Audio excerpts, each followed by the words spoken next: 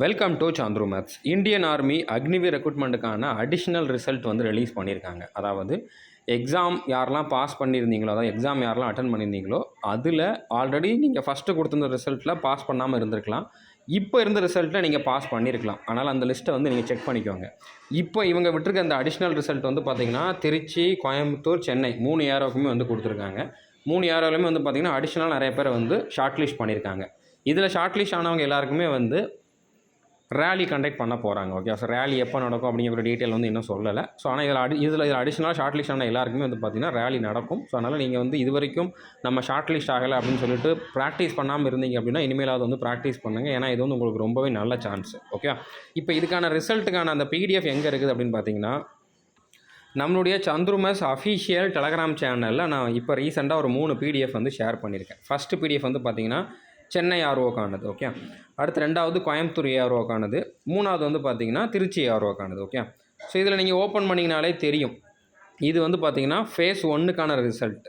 Okay, இவங்களுக்கான rally date வந்து பார்த்திங்கன்னா அட்மிட் கார்டில் தெரியும் அப்படிங்கிற மாதிரி சொல்லியிருக்காங்க. ஸோ நீங்கள் உங்களுடைய அந்த லாகின் டீட்டெயில்ஸ் வச்சு லாகின் பண்ணி பாருங்கள். ஜாயின் இந்தியன் ஆர்மி வெப்சைட்டில் வந்து லாகின் பண்ணி பாருங்கள். அட்மிட் கார்டு எதுவும் வந்திருக்குதா அப்படிங்கிறதையும் செக் பண்ணிக்கோங்க. ஸோ இப்போது சென்னை ஏரோவில் வந்து இவ்வளோ பேர் வந்து ஷார்ட் லிஸ்ட் ஆயிருக்காங்க. ஓகே, ஃபஸ்ட்டு வந்து அக்னிவீர் ஜிடி கொடுத்துருக்காங்க. அடுத்து வந்து பார்த்திங்கன்னா ட்ரேட்ஸ்மேன் கொடுத்துருக்காங்க. ஓகே, ஸோ ஜிடி ட்ரேட்ஸ்மேனுக்கு மட்டும்தான் வந்திருக்கு. அடுத்ததாக வந்து Coimbatore ARO. Okay, so Coimbatore ஏரோலையுமே வந்து பார்த்திங்கன்னா ஒரு 6 பேஜ் வந்து கொடுத்துருக்காங்க.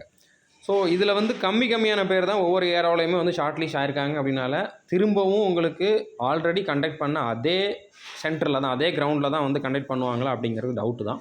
அது அட்மிட் கார்டு வந்தால் தான் தெரியும்.